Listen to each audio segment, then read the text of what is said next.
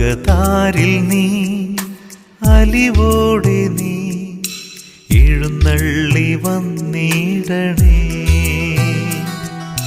തിരുമാംസവും തിരുരക്തവും ഉൾക്കൊള്ളുമീ നിമിഷം കൈകൂപ്പി ഞാൻ നിൽക്കുന്നിതാ. എന്നാത്മം ഞാൻ ഏകുന്നിതാ എൻ്റെ ജീവന്റെ ജീവനാഥ.